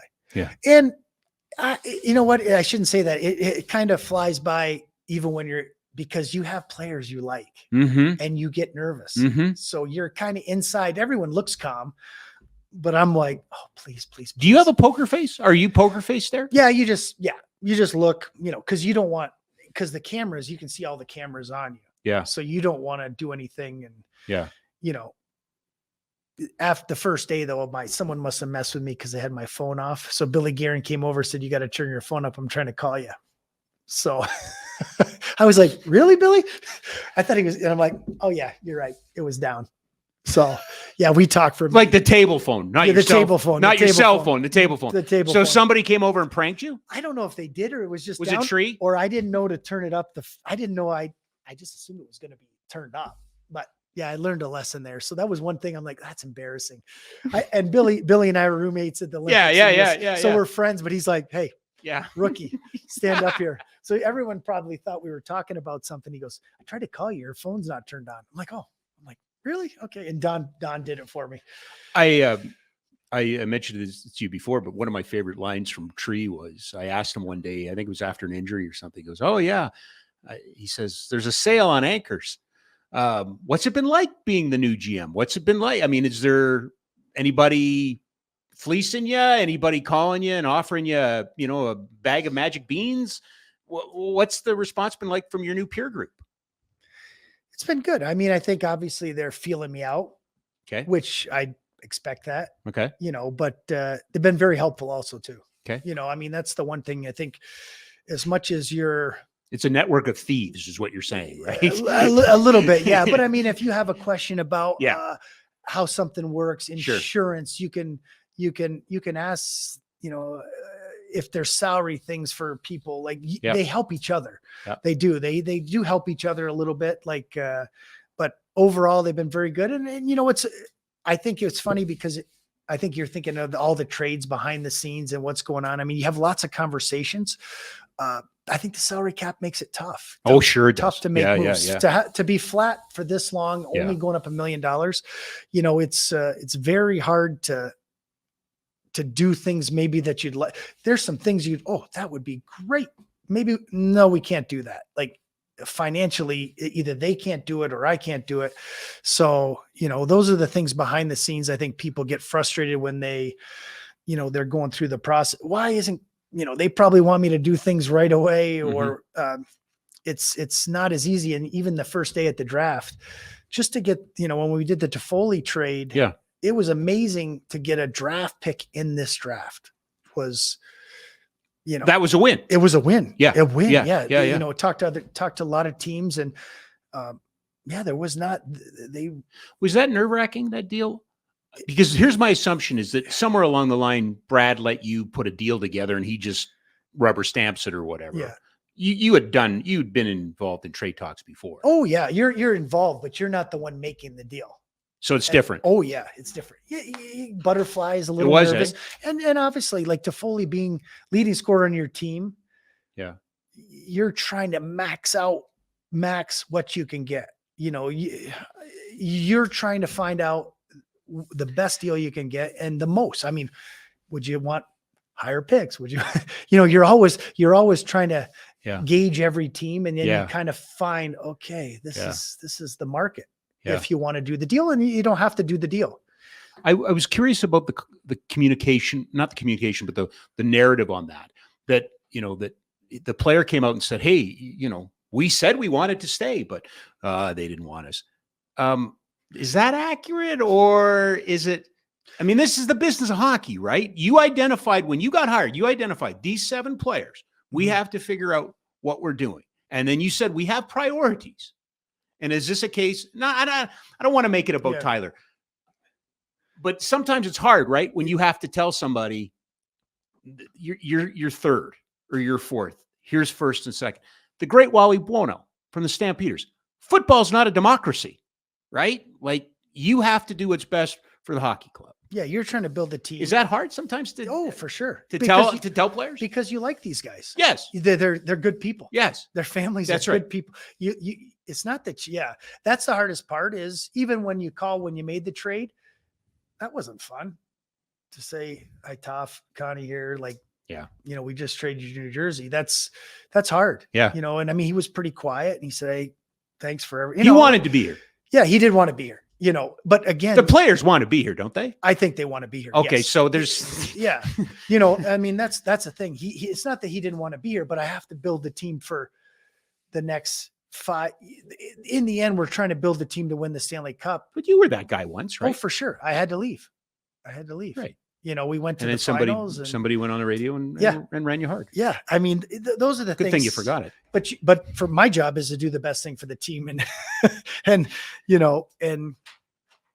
for sure people want to sign. And then, there's the length of sign, how much money. And these are all the things behind the scenes that, people are like, well, why would you get rid of this person or that person? Well, there's things that are going to fit moving forward and things that aren't going to fit moving forward. The return was targeted though. That was I felt like, and am I wrong on this, that this had Chris Snow in the analytics department on it, fingerprints on it a bit, because the year before the 2 players had very similar, right. And then the next year, both had kind of outlier seasons. Mm-hmm. Did analytics play a role in the return? Oh, it does. It does play. But our scout, Steve Plow, that's out there, myself watching him kill penalties, watching him, the things that he was doing, and he wasn't on Jack Hughes' line. He got moved down in the lineup. And for some reason he was out of the lineup for the playoffs, but coach, that happens with coaches. I've been in the same situation in St. Louis. Just because I was a 3rd line checker, I got to come here and I got more ice time and I got to play in the power play and things like, so all these things, we're looking at all that. He's 25 years old. He skates. He can play all 3 forward positions. The one thing that I like is how good a penalty killer he is. I'm hoping he's as, like when you watch him kill penalties, the way he reads plays, he's dangerous, position, right? Yes. And he's got a very good shot. Very good shot. He didn't get any power play time in New Jersey. And, that's just the way it worked in New Jersey. With Ryan here, I don't know what he might get some though, so that's the thing that's exciting is, even when I talked to him, he heard what I said about getting more of an opportunity. He likes that idea. He didn't feel like he was getting as much of an opportunity as he would have liked in New Jersey. And that happens. Players feel like that all the time. How active could you have been? I could, if you could make any, it didn't matter. Yeah. Because again, we do this. This is the royal we, the media. Oh, this offseason. Oh my God, this draft. Oh my God, it's coming. It's coming. The tsunami of trades are coming. And then it was very quiet. It was quiet around the league, but I do think there's opportunities to do trades, but they don't make sense for your team. Right. So, I mean, to do a trade because people are thinking, oh, this will be exciting a lot. But then if you do a trade that they're not going to like those trades. Cause I didn't like, in my mind, I'm like, those don't fit at all for me. That's not how we're going to get better here. Yeah. If they would have done it for other things, if there was different things to be done, that's part of it too. So you're always trying to do what's the best thing for, you're not just, the one thing I'll say, our ownership group's amazing as far as there's no pressure. Like, I think some people think there's this pressure. They want you to do what's right for the team at whatever pace you have. They're not saying doing anything, and Don Maloney's the same way. There's no pressure to have to do anything. You want to do what's right for the team at the right moment. Can you say rebuild? I mean, I guess you can say anything, but I don't know why this always comes up. Yeah. Oh, rebuild. Is the rebuild the answer, Craig? I'll flat out ask you, because there's a whole bunch of people. I can see the number. Yeah. This is our biggest show in the history of our show. And there's people out there going, you're an hour and 10 minutes in. You have not asked them about a rebuild. Can you rebuild? With the players we have right now? No, it's not a rebuild. It wouldn't be a rebuild. Can you win with the players you have right now? We feel we're a better team than we're a better team than we were last year, than we showed last year. Do I think we should have made the playoffs? Yes, it didn't work. Do I think we have some work to do? Yeah. Does it matter that you were 1 point better than Florida, who made it to the Stanley Cup final? No, because we didn't make the playoffs. Okay. I mean, obviously it's always if you can get in. I mean, Florida just proved that if you can get in, you don't know what's going to happen, but we didn't make the playoffs. So that's just not good enough. Yeah. If it could go in that, I'm not saying it's going to go in that direction, but I guess when we're looking from behind the scenes, how do we regroup and turn this thing into a way where we're consistently in the playoffs and winning, and one of my things is, you didn't see us go get a lot of free agents. We're going to give these young guys a chance. They're good players. We had the best American League team, last year. We're going to give some of these guys a chance. And, you want to see them come in, because I think when you can there's certain players that are NHL players and they're great at their roles. Mm-hmm. I think these young players have a chance to do more. They be players, but they might have a chance to pop and be really good players and give you more than you would get from just a player that, he's a third or fourth line players, and this is what he's going to give you, but he's going to be very, very good at it. These guys have more upside, I think. I think you're going to be mad at me when I say this. Okay. So I'm preparing for this. Okay. Was the Matthew Phillips case an example of you doing what you felt you had to do for the hockey club and not listening to your heart? Well, I do, but I do think it's good for what Matthew Phillips. It's good for him to go see another organization, to go, but you weren't prepared to give him a one-way deal. No, we gave him we offered him a 2-year contract. Like anything. You would have liked to have seen him get more of a chance here last year. Yes. Oh, for sure. I would have, it would have made things a lot easier if he played more games and had opportunity and he got to play, but he just didn't. So, from our side, we love Matthew. We'll be watching again this year. I mean, he signed a 1-year deal. No reason you can't acquire him somewhere at some other point. Yeah. But I know, and what I mean is, Craig, I looked at that and I go, because I know how much you like the player, and I know how much you wanted to see him get a chance. And it would have been really easy for you to go, my team, I'm going to give them a one-way deal. But it seems to me you did the prudent thing in your mind, which is we don't have an assessment of him as an NHL player. It's a risk. We can't lock in. Am I close? It's Am hard. I close on this? It's hard. It's hard. You know what? When you drafted him, like people say, well, why would you draft him, do all this, and then now he's gone? I drafted him because I still believe in him to this day. Yes. But did I get to see it? Did we have him? And you know what? Also, just talking to him at the end of the year meetings, he was very honest. He was very, disappointed. Yes, very, very much. And I don't blame him. I wish him nothing but the best. And it's a small little, this hockey world is small. Yep. I left, I came back. Is the door ever shut on anybody? No, it's not. But I'm right in making the case for yes. you that you had to do what was right for the hockey club. I wanted him back. That's why we offered him a 2-year deal. Right, but you could have given him a 1-year deal in one way. Yeah. That wasn't the right thing to do. But he still has the option of going somewhere else. No, I understand that. Yeah. I get that. Oh, okay, so Yeah. Are you suggesting that maybe I'm giving you too much credit? No, I'm not. No, I'm not. I mean, the thing is, I know exactly where you went with it. And you know what? Because I did, when Bob Hartley says, Craig, you fall in love with players. I'm trying not to fall in love with players, but I wish we would have seen what he could have done. And that's my point too, is I'm not critical of the move. You know this, you've listened to the podcast. I love the kid. I wanted him. Yeah. That was one of my only criticisms of Darryl, was that Darryl just did not seem to want to develop at the NHL level. Mm-hmm. In 2003-4, when that team went to the Stanley Cup final, in that era of hockey, you did not you didn't develop players at the NHL level. You got them from the American Hockey League and they ascended. Mm-hmm. I think the league has changed. Am I wrong? That now as a coach, part of your resume is going to be developing players on the fly. Especially with the salary cap world. Right? With the salary cap world. Which didn't exist then. It did not exist. I try to explain to people that all the time. This is a different beast now. Absolutely. Young players, they come in, entry-level contracts. They're making a set amount of money. You need those players. If you're going to have success, you need to bring those players in and do it.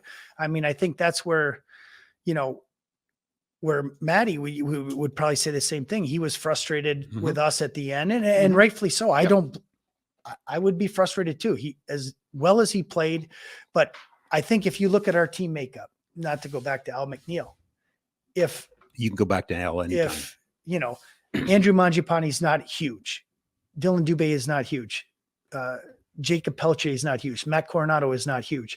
So, I mean, I think if you say, but they're quick, they're good. I'm not saying that, but I'm saying if you didn't have, say you had different players and your makeup's different. Well, that's what makes Walker Duehr so. Right. Yeah. Right. The big size skating, which you found. Help find. Might have pushed Billy in the right direction. I got to see him a lot when I was watching, when I was watching Connor Mackey. Every game I went to, Walker Duehr scored. He might only score 6 to 7 goals in a year. Everyone I was at, he scored. So, I mean, I told our college scout at the time, Billy Powers, I said, you got to watch this guy. Even Tree and I went down to a tournament in Arizona to watch him, and he scored. And it was weird with Walker. He would score and then not play the rest of the game. It was a bizarre. And even Brad was like, I go, watch, he scored. He might not play. He's like, yeah, right. He's like, yeah, he's not playing. This is weird. Like, it was a weird, I don't know why that was, but is that something now you're impressing upon your scouts as you bring them in? Or is that something all scouts do? I don't know. I mean, if I'm going in to watch Connor Mackey, is it the expectation that I will also be paying attention to everybody else? Well, you can't, to go in and scout, you're probably looking at, 4 or 5 guys. If you're looking at drafted players from other teams, if you're looking at the college free agents, there might be 2 or 3. But if someone catches your eye, you notice someone. Walker was big. He could skate. Yeah. He didn't get to play in the power play or penalty kill. Yeah. But he just looked like an NHL player. Do you guys get enough credit? Garnet Hathaway, Lomberg, Duehr. These are all guys that weren't drafted that you found. Yeah. Or is that normal? Well, I mean, I think that's what you're looking for. When you don't make a draft pick, say we don't have a pick until the 4th round. Yeah. We're looking for, how do we supplement not having those picks? How do we get an extra player? Because you only get 7 picks a year, and in 1 year you might only have 3, you might have 2, you might have 4. So you're looking to supplement those players. I mean, I think Lomberg was an interesting one because we were in watching Kyle Connor, and again, Jimmy Cummins was there. Yeah. And I'm like, who's the guy on the other wing? Kyle Connor, Winnipeg. Yeah. Okay. So that's who I was in to watch in the USHL. And that was kind of, and this goes all the way back to the USHL. Oh yeah. And Ryan Lomberg was there. And I thought, Jimmy goes, I really like him. He plays great with Kyle. He kind of keeps the flies off Kyle. I'm like, for a small guy, he plays with some jam. Yeah. And he played great that game. Yeah. They played in Chicago, and so you're kind of watching. And I remember thinking, like, Jimmy and I went after and got dinner, and we just were talking. I said, we should invite him to development camp, don't you think? Yeah, let's do that. So we invited him to development camp. And I remember we were sitting over having lunch again, eat a lot. And I got a call from the agent, and he was switching colleges, but they weren't going to be able to, he wasn't gonna be able to play until after Christmas. Mm-hmm. And he said, "What do you think about him here?" I said, "We'll sign him. We like him. I like him. I think he's great. Like, he's been really, really good." So I go, "Jimmy, you have any problem signing Lomberg to, I think it was just an American League deal?" "Nope, no problem." And he earned it. You had that authority? No, that's what my job. Yeah. So I would have to go and take it to Brad and explain why and what he could do. But you were confident you were confident that's what you were doing. Oh yeah. Yeah. Okay. Oh yeah. That's yeah, what, I mean, Garnet Hathaway, I remember coming to Berkey.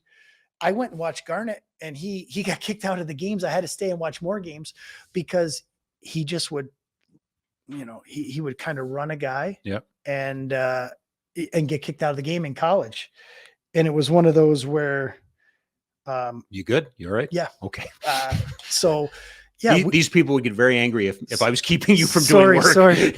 Yeah. He, so it was one where I thought, okay, hey, and again, he was a player we put on an American League deal. Yeah. Truculence. I brought it. Did you? Yeah. Berkey, you were writing for an audience, were you? Because he looked at the stats. He goes, Sure. "Well, his stats aren't really very good." I said, "Yeah, but he works hard, talking to the coaches. Yeah. Everything was checked the boxes." And we said, "Garnet, we give you an American League deal, and if you earned it, we could give you an NHL deal." And if dude just signed, like, dude's a legitimate NHLer that people want, right? It's Need. Great. He trade deadline acquisition. He had 19 goals, I think, that first year in the American League. And I thought to myself, wow, he's really done a great job. Like, when we moved him over to an NHL deal the next year, and, but because he earned it, he did it. He wasn't and I think when we go into the colleges and you're looking for players and they're a little bit older. Yeah. So, maybe they're not the high. Are they all role players? What? Are they all role players? Like, you're not going to go in and get a high-end offensive player at that. Like, they're more probably bottom six, I would say. Right. But characters. Yeah. Defensemen. I see. It seems like there's a few more defensemen out there, probably because defense are a little bit. Yeah, they develop later. They're older, so those are the things where you're looking. Maybe a goalie. Yeah. But yeah, you're just looking to try to do the best job you can and find, and sometimes we don't have NHL contracts, and, these guys are, they want to get their foot in the door. They'll take an American League deal. And then, all right, this is getting away from me. We got to get to some topics that I know that people want to, this is the stuff I love. Okay. One last one. Agents. How have the agents been with you now in your role? They've been good because you've always had it. Yeah. I've always talked to the agents. The agents are good. It's amazing the amount of calls, that you get on a daily basis, especially now. There's a lot of players that haven't signed places. But again, like, they see the spots maybe at the NHL level, and I'm, kind of my thing is I'm going to give my young guys a chance right now. This is, that's what. So you're not sitting here waiting for prices to fall. No. In terms of free agency. No. Okay. I mean, obviously you're talking to people, and that's the business. You're doing that, but you don't want to fill up. I think in years past, we filled up all the spaces as quick as possible. And there hasn't been a room, not saying, hey, if the young guys don't come in and don't prove themselves and make the team, then you might have to find someone, whether that's with a trade, with, there's different ways. There's people on waivers all the time. Right. Those are the areas that you can. Will you bring some tryout or PTO? We've talked about it. Yeah. But again, I want to give these guys a chance. Yeah, it's the yin and the yang, isn't it? And every time we've brought in those players, they're very good players. Like, and they're NHL players. They come in ahead of the game, and sometimes that makes it easier for them. Gotcha. And not easier for them, but they stand out a little bit more, and they get jobs. Yeah. Okay. So yeah, it's a tough one. I use the word fait accompli with Jay Feaster and Bob Hartley. Jerome Iginla was it a package? Because the media wanted to make it a package. Well, it wasn't a package, but we've always talked about it. And I know, and I can vouch for that. You've had that conversation with Jerome for a long time. Yeah, Jerome's with his sons and his daughter, Mhm. very, very, very involved, Mhm. so, and he's coaching Joe this year. So for me, it was about, do you want to do this? But it's amazing. I mean, I get 20 texts a day now from him. He's got ideas. He's that into it. Oh, very. You know what? I knew once he did it, because I kind of gave him, hey, Yeah. we can work it in slowly. And then, Yeah. You're coaching Joe. He watches video. I mean, with Sharon Govich, he didn't know him. So he's off watching video, seeing, okay, I see okay, this is good. And he's bringing back scouting reports. Yeah. Strengths, weaknesses, what he thinks he needs to work on, it's amazing. But I think as him being a coach, he also sees it a little bit differently too. What's your long-term plan with him? Or does he determine that? Oh, I think this year is kind of a feel out. I think he's going to be, Jerome can't do anything half. So no, and I know that, and I know that, but he also got the sense that he left and went away. Yeah. Right. And now he's back. And that's the one. It's funny. I'm not surprised you're saying he texted you 20 times. I saw the video from camp. His nose was right into it. Oh yeah. I mean, he's like, I want to go talk to these players after. He'd give me a list. He would notice things, little shooting things around the slot. Like, he said, instead of shooting it so hard, you want to be quick. You want to be accurate. You want to, let the goalie, if you shoot it too hard and you're close, the goalie's not out of the way. He sees that stuff really quick. Yeah. So to be able to talk to a 18, 19-year-old player, they were impressed. I mean, I could tell they like, yeah. For him to say, hey, do you guys mind if I get your cell phone numbers and I could call you during the year and come see you play? I mean, they were like, yes, absolutely.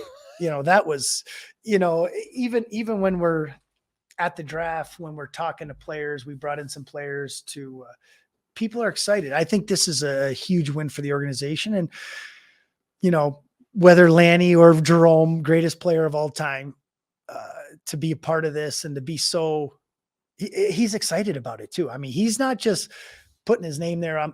He's involved. He's got ideas. He's got input. I love it. It's going to be great. And I know how close you guys are, and you and I have had many conversations. I really would like to be there behind the scenes one day, because he will not lay off. Right? No, but he will bring it. Yeah. If he has an opinion, he will bring it to you. Oh yeah. And that's what you want. You don't want people just to say, you don't want yes. Agree with, it doesn't work that way because, and I know when he's on board, I know when he's not on board right away, but is it that quick? Oh yeah. He'll say, well, why do you say that? What do you think about this? He'll ask questions. How many draft picks are, he's always like, is there a number of draft picks in a certain year that's too many? In one draft, like say you had 15 picks, would that be, I'm like, that would be tough because, he's like, why would it be tough? Why couldn't you? I said, well, because if you do junior players, you got to sign them in 2 years and you'll lose a lot of players if you have all 15 junior players. But if you have some college and you had some Europeans, and he's like, okay, so you could, you guys were as teammates, you guys talked politics. Oh yeah. You talked everything, right? Yeah. And we're competitive against each other. Yeah. But it's nice to, we went to the awards and, you forget though, it is Jerome. When we're going to the awards, we're walking. Oh boy, it takes forever to get somewhere with them. Oh, you're talking about this? The awards this year. We went over to the awards and it's like, holy cow. I mean, it's Jerome Iginla's back. I have it on good authority that you talked about Brian Burke and the influence in this club in the community. I have it on good authority that the 2023 Willie O'Ree Award winner was on his way to the stage, and Jerome was the first guy to stand up and shake his hand, and the rest of the Flames organization, and was the first team to recognize that's how you guys carry yourself. Oh yeah. I mean, Jerome didn't hesitate there. I mean, Willie and him have a special bond. Yeah. Always have when we were players. Yeah. Whenever Willie was around. Yeah. So, I mean, that means a lot to Jerome, but that's the way the organization wants to be portrayed. It's are you going to is the organization going to be looked at differently in a year or two under your administration? I hope so. I mean, the thing is there needs to be some changes, and that's what I said, the environment, how we deal with people, how we do things, hopefully in 2 or 3 years from now, they say, oh, Craig's putting a stamp on here and it's going in the right direction. I'm not saying it's going to be overnight, but the one thing I get frustrated with is when I hear Calgary is not a good city. Calgary, people want to, that bothers me. It bothers you. No, sorry. It bothers you because it's out there? Yeah. And are people using it as a crutch? That people throw it out there and they, Well, they all pointed that one day where Frank Seravalli said, this guy wants out, this guy wants out, this guy wants out. Uh-oh, nobody wants to play in Calgary anymore. And that's frustrating because I don't think that's true at all. Calgary is a great city. Hey, is it an old rink? Yes, it is an older rink. There's nothing I can do about the rink yet, but it looks like we're going to get a new rink. Yes. So that's, we can throw that out of the equation.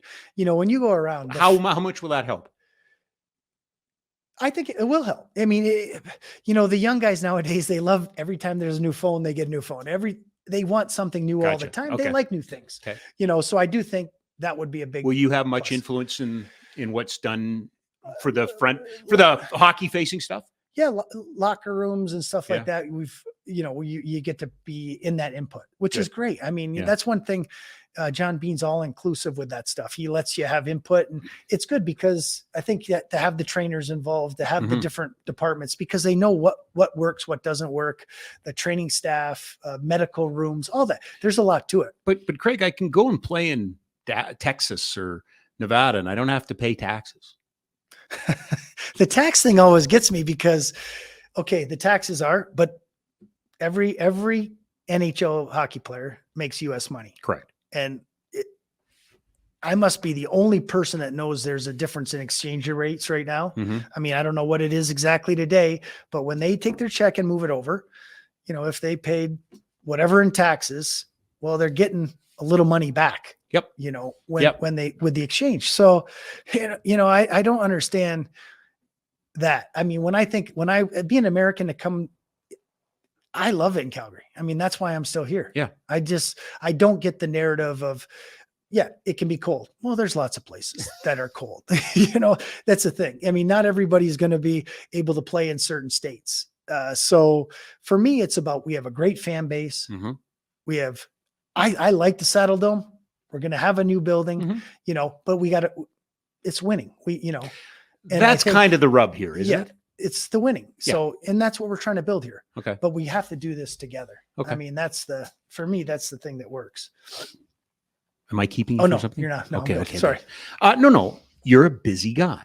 Michael Backlund this week, Swedish paper. I'm never coming back to Calgary. No, that's not what was said. And then it became, hey, if things go well, I'll resign. Where are we at with Backlund? Where are we at? I mean, you got unless you do have a prepared statement, you got really no updates on anything right now, right? No, nothing right now. I mean, that's, we're all working through it. We're doing everything behind the scenes. It's not, we're not making anything public. I mean, I feel bad for Bax. He keeps having to bring this issue up over and over again. He keeps bringing it up, or he keeps getting asked about it? He keeps getting asked, and it comes up. Okay. He's not bringing it up. You're happy to have him back? Yes. And he's happy to come back. Could he be the captain of this team? Would he be that type of person you'd want as the leader of this team? You are going to have a captain, right? Yes, we're going to have a captain. Okay. And Bax would have been, I'm not going to back you into that. I don't know how to answer that right now. I mean, I want to wait and see. But you want a captain. And you have them in house. You don't need to acquire a captain. I don't think so. Yeah. Okay. Let's go with that one. How about that? You comfortable with that? I'm comfortable with that. Okay. Thank you. No, thank you for helping. You're very welcome. Dustin Wolf. What do we do? What do we do? He got another award today. He gets a lot of awards. He gets a lot of awards. I don't remember in my time in Calgary, and I defer to you on this, I do not remember an American Hockey League player with as much fanfare, accolades, deservedly so, than Dustin Wolf. Like, it's incredible. From the time we drafted him, when he came in on the table and he was pretty much said, this is going to be a great pick, he's performed right from the start. You have no reason to doubt he can't do it at the NHL? Again, he'd have to prove he couldn't. But right. We need to which is, and that's important. The wording there is important, right? Because there's a lot of guys you bring up that have to prove they can. Yeah. This is the opposite. This is the opposite, bro. Okay. Because we said, well, okay, we're, as we watch, and it's great for us because we're here, and I don't know how many Wrangler games I got to see, probably over 20 this year. How much does it help having it in the backyard? Oh, it's great. You know what? To be able to have both of them here at the same time. It feels like a home run. And I think the players really enjoy it too, because, when I was playing, I got called up in the American League, and you go from Fredericton to Montreal back and back. If you were in the same city, the way they are it's just to be able to stay in your same bed, to be able to not have, if you have a family, if you have everything, it's really a home run. And for us actually to see them every day. And if there's any issues, we're right there. Yeah. We get to see the American League coaches more. We get to be around it more. It's a home run. You have a lot of goalies. I have a lot of goalies, but today it's a good thing. It's a good thing. Sure. The one thing you always want goalies to play though, and that's the one thing you don't want Dustin just to play 15 games in a year. What's Oliver Dansk? Is he like forgotten in all this? I mean, he's an amazing human being, great in the community. Seems like everything you want in a backup, but is that fair to call him a backup? I mean, is he? He was great for us this year. The only thing is you have the best player in the league. That's why I'm asking the question. I don't know what he is. Yeah, he's a very good goaltender. That isn't. Could he turn into something? For sure. Okay. For sure. I mean, that's the thing. We brought him in because we thought, hey, depending if you ever had an injury, if you need a goalie. We've seen that movie before, haven't we? 100%. It happens, unfortunately, in the past it has happened, and you just watch what Vegas did with all their goaltenders. They had a lot. I mean, it's a position, such a valuable position, and to be really deep at it, it's the one thing that lets me go to sleep at night thinking I feel very comfortable about. God bless Joey McDonald. We learned our lesson. Right. I like Joey. Yeah, I do too, but it just didn't work out the way we thought it would, right? Well, and that's why, even with Jordan, with us drafting players, and you always want to make sure you have goalies coming behind. Speaking of which, I'm assuming this is your decision, but we have plans now for March 2nd. We do? Pittsburgh in town. Oh, very excited about this. Yes. So this is your doing. This is. Should I take credit for this? You should take credit for this. I did not. I will sit here and I will look you in the eye and tell you, I swear to God, I never thought this would happen. Mika Kipper is going to be honored. Amazing. Well-deserved first. Oh, absolutely. A home run. Absolutely. You can't find a better, I got to play with great goaltenders, Hall of Fame goaltenders, and Mika's. Is he a Hall of Famer? Longevity would be a problem. We didn't win the cup that year, would be a problem. But in my mind, he could easily be. I get the longevity thing. That's I really what do. People would probably be hard. But the flip side to that is he was in that span. Nobody played more. True. I know. I mean, I guess if I just said yes right away, people, he's just saying. Yeah, the Hall of Fame's an interesting one. Getting your number retired, those are all interesting. Yeah. I get that, but I just feel like I watched something special. Yeah. You go to I just remember there was people would call overtime every once in a while. Mika Kipper wasn't that good. And I'm like, guys, like, honest to God, his record after giving up 4 goals, his record after losses. Yeah. The Scorpion. I mean, I can go on and on and on. You were front and center, one of the greatest goaltending performances in the history of the game in 2004. You don't beat Detroit without him. No, we don't. Right? He shuts them out. Yeah. It's amazing what he did. I mean, and I'm biased. And he's an amazing person. He's a great person. He's a great person. Give me a Kippersoft story. What's your what story best exemplifies Mika Kippersoft? So as great as he is, and I've told this one before, but we would be talking. I sat where I sat. We would be chatting. And then as soon as opened up to the media, he's like, no speak English. Yep. No English. No. I'm like, really? Kipper. He's like, if I start talking now, Craig, I'm going to have to talk. And that's how he would talk to you right after. Oh, absolutely. We had a deal. I didn't know we had a deal. We had a deal. Once a year, he'd do a 10-minute interview with me. And that was the deal. And you're right. And he was articulate and the whole thing. You remember when the rumors were that Jokinen was coming? Not when he came, but before that. And then he re-signed. Keenan was the general manager and the coach in Florida. Okay. And he re-signed Olli Jokinen to a contract on the day of the trade deadline. But leading up to that, lots and lots of talk about him coming to Calgary, which eventually he did. And I just remember the media comes into the dressing room after practice and we're all waiting and trades could still happen. And all of a sudden I hear behind me, poor media, no trades. And it was Mika. He was walking behind me and he went into the shower. He had a wicked sense of humor. Oh, he did. Well, that's the thing. He's just such a good person, great teammate. Yeah. And, him and I will have to give Peter Hanlon the credit because Peter put all this together. Does that dude get enough credit? No, he does not. What he does behind the scenes, and obviously it VP of Communications is not the accurate title. No, he's a workhorse. Because you've seen him now in every incarnation as a player. Now with this, as a player, I didn't appreciate how much he does. Foundation work, alumni work. Oh, absolutely. Like the hats that he wears in the organization is. You could have a whole show on Peter Hanlon. Yeah, actually, you should have Peter Hanlon on the show one day. I'd love to. I just don't know if I'd get anything. He doesn't. He's like a vault. He is like a vault. You know what? But he's and he again, a guy that knows where the bodies are buried. Yeah, invaluable to an organization. I mean, for me personally, he probably doesn't want me to come and do the interview today. Nope. He would rather have me not do anything or say anything. He's probably. But I don't think we've said anything. He'll nitpick everything. Oh, I've said stuff that he will not be happy about. Today? I would think so. Oh. I don't know what it would be. I'll have to tell you after if he's mad at me. Okay. He's not, and he's not mad. No. He just he wants to be careful. I get it. He wants to be careful. A couple of rapid fire for you.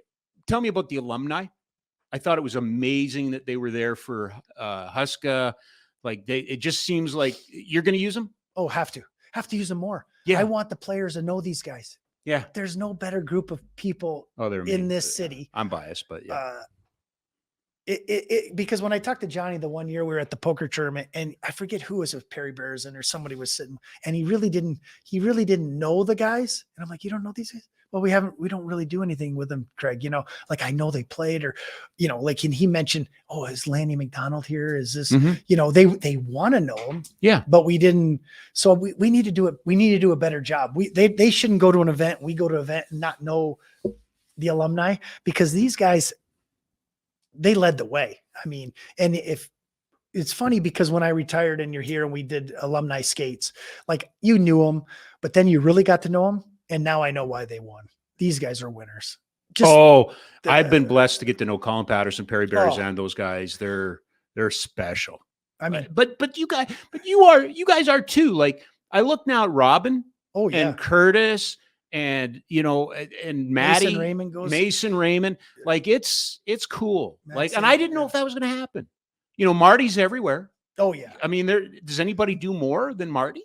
No. Like it's incredible. I mean, you know what I mean? I think that's what, as a Calgary Flame, you've always given back. That was what started with ownership way back when I first got here. That was a priority. Mm-hmm. And it's funny because when you go around the city, you look up and their names are everywhere, whether it's at the hospital or different, and they don't want any credit for any of that. What they give back to the city but it's always been a priority number one for them. And that's, I think gets lost sometimes because they don't want to be recognized and this will be something I probably get in trouble for, but they do so much more in the city than people know and they care. And why would you get in trouble for that? Because they don't want recognition. They don't want that. I know, but I think the world's changed. Yeah. And I think with a building coming and with some of the ignorance out there towards what is being done and the work that Candace and the foundation, you and I both know this. You see it. Yeah. We see it. And it bugs me. Like it bugs me that we don't seem to give the credit to these, look at the Edmonton Oilers. Cool. They don't have an alumni. These guys are in the community at 300 plus events a year. Oh yeah. Right. I mean, I get I get things on my phone all the time. And, I don't do as these guys are. How did you end up at Brian Burke's Targets for Kids? It was an invite through the alumni. Yes. And then you said, yeah, I'll be there. Yeah. And Burke golf texts me also. Well, and there's that too. Yeah, of course. But yeah. But these amazing people. Well, they are. And they genuinely just care about this city, and they've given back, and they've been fortunate. And it's a great group, and I do need to mesh them together better than we have. And we've done a good job, but I think we can still do a better job. Mother's trip, father's trip? Yes. Yep. Father's trip this year. Father's trip? Yes. Okay. Exciting. Guys are going to be excited, I think. Yeah. We didn't do it last year. We haven't done it in a long time. So, yeah. And those are the little things when we say environment, and like, I want to get to know their dads and their moms. You want to be around in an environment. And I think every father's trip I've been on, I only got to do one with my dad. He loved it. He did it. Thought it was great. Yeah. I remember it was just one of those things where it was just starting, but now when you see it and see it's something that the parents never forget, even if my dad, and they deserve credit. And my mom never got to do one. So she's probably going to want me to do a mom's trip. Well, that's fair. Yeah. Are the players different? How are the players different today than when you were a player? And are you prepared? Are you okay dealing with the younger player now? The newer player? The newer players they want to know why. Everything's a why. And they want, I think when you talk about going to the minors, and, I thought, okay, I'm going to go to first training camp. I'm going to go to the minors. I'm going to work hard to make a call up. Now everybody just wants to be in the NHL. They want to skip the minors, but, gotcha. and sometimes I think they don't respect how good the American League is and how hard it is. Mm-hmm. And the other thing is just, the social media, these guys are under the spotlight, like anything they do, anything they say, anything they do. So I think they're a little guarded more than we were. Okay. With fans, with taking pictures, with doing that. And I think sometimes fans get mad at them because, well, why? But I think they're just more guarded. I think with social media and the phones and the cameras and the videos, it's just a different world. And I do think the one thing when I turn around in the bus and look, everyone's face is glowing back there. Well, yeah, we used to play cards, in the back, and everyone would but now, people are reaching out to their family, wives, they're texting, and it's just the way the game's kind of changed a little bit. It'd be nice if, it was just sometimes just play cards, and they still do play cards once we get on the plane and stuff like that. Speaking of families, you have an amazing wife and you have some amazing daughters. What do they make of this new adventure? Are they scared? Are they excited? Are they... I think they're excited. They're happy for me because they know this is what I wanted. Yep. I think it's been super busy. I don't sleep much. And I don't sleep much, not because I don't sleep, but my mind's always thinking, how do I, my wife will look over and I'll be like looking up at 3:00 in the morning. She's like, what are you doing? I'm like, I'm just thinking, if I could do this, how do I make things better?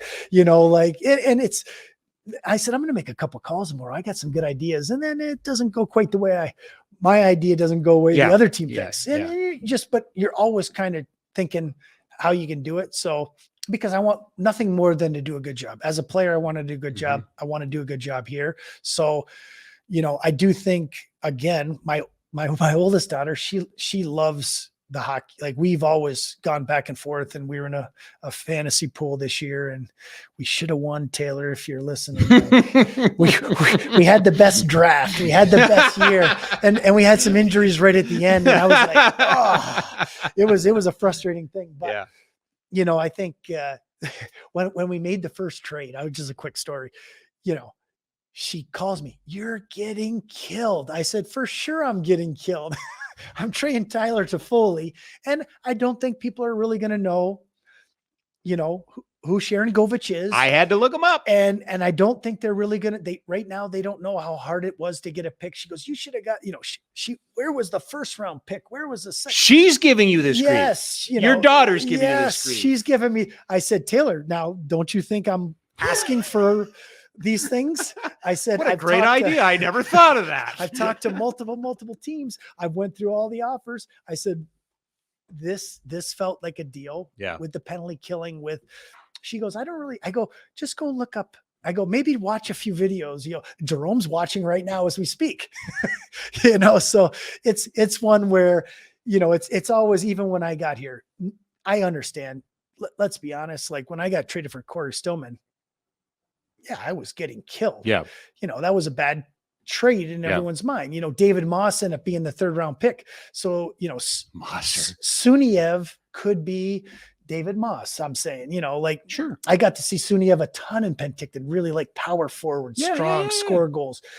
Those are the things. I didn't know who that pick was going to be at the time when we made the trade, but I wanted to have a shot in this draft. So those are the things I try to explain to her, but I go, just get off social media. They're going to kill me, I was going to say this earlier. I'll say it now. Everybody, I still to this day, I believe that 14 million people heard you call overtime after Game 7 of the Vancouver series in 2004.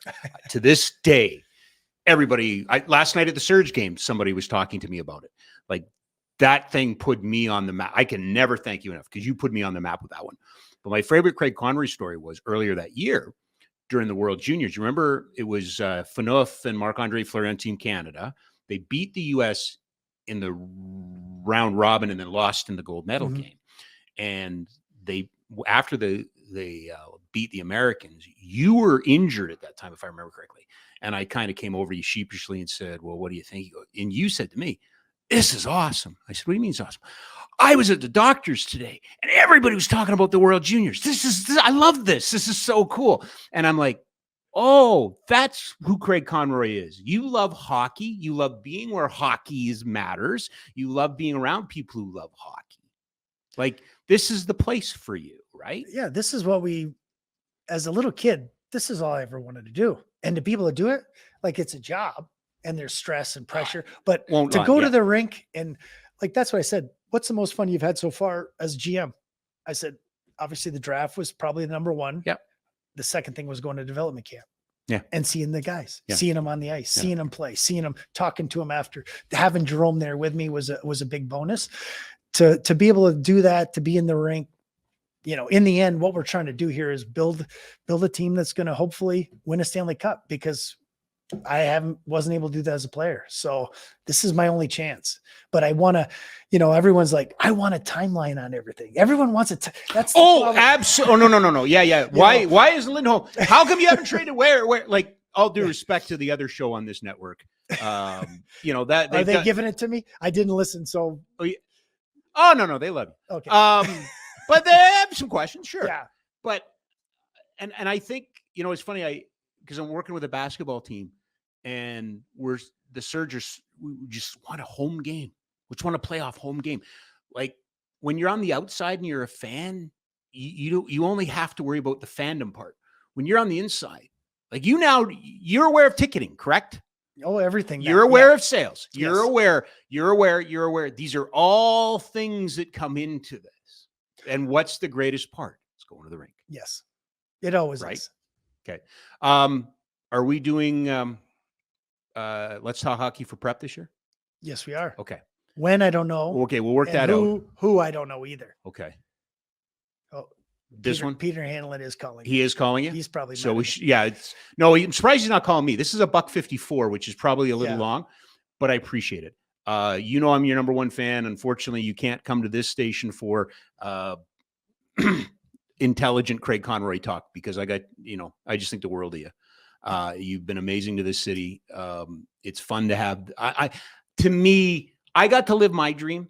I got it. I got to do the play-by-play at the NHL level. I got to live my dream. You're now getting to live your dream. My only advice to you is live your dream. Mm-hmm. Have fun with it. Do the things you want to do. Well, you know how I feel about you. I feel the same way. So thank you. Thanks for having me on. No, we can do this anytime. Like I said, I thought this is what we were going to do. When you were a player, I thought you and I were just going to do shows together. I just assumed. I actually thought I might be, when I retired, I thought that might be the way I was going to. But you didn't want to though, right? Well, again, it has always been the Stanley Cup. Yeah. It's interesting. People have asked me, if you won a Stanley Cup, would you have gone the other way? I don't know.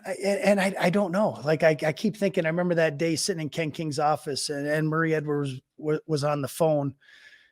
and just to still be a part of it, to be a part of a team, to be a part of something like that. That's all I've known pretty much my whole life. Even when you're a little kid, just playing with your, youth hockey, and you go through and then college. And oh, by the way, congratulations. New York Hockey Hall of Fame. Thank you very much. First ballot?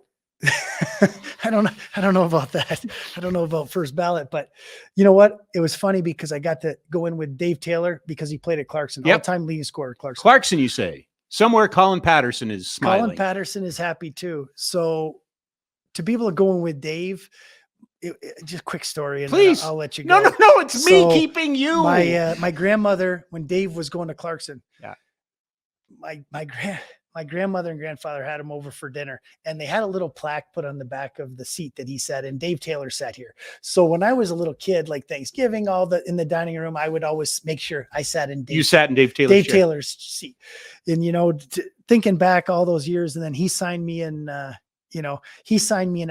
Yeah. And we became, and now we're good. I mean, not good friends, but we're good friends, And well, you're good friends. Yeah. When I see him at the rinks in LA, and I see him everywhere. And I'm thinking, going back from when I was a little kid, thinking, oh my God, Dave Taylor sat here. I'll probably never meet Dave Taylor. I'm watching him playing on the Triple Crown line. So that was a big deal for me. Yep. And then to go in with him was pretty special. Was that Jack? Oh, right. Thanks, Jack. Jack reminds me. We did want to commemorate this. It's really nice of you. I mean, we're almost 2 hours in. You're such a great guy. We wanted to get you a gift. Okay. You didn't have to give me a gift, Rob. I know, but we wanted to. Please accept this from Jack and I. Oh. We think, if you show that, there you go. So thanks for coming in. Not everybody gets these. It's the right color. It is the right color. So we'll get some pictures and stuff like that. We don't have just a game shirts or hats or anything like that. No, I don't think we're ever getting them, but we do have barn burner hats. And so Jack and I wanted to give you a sweatshirt for coming in. So next time I come back, you're going to have just a game. I doubt it. Well, I'll probably have to give you a different color of barn burner stuff. Because this color will be hard. Yes. Dirt. No, we couldn't. No. Well, we'd never do that to you. Of course, Craig joining us courtesy of Ski Cellar Snowboard, skicellarsnowboard.com, 76 years in Calgary. I'm going to end it there. You're the best. Thanks, pal. Thanks for having me. All right. Appreciate it. See you guys on Monday. Don't have a freaking clue what we're going to do, but we'll do something.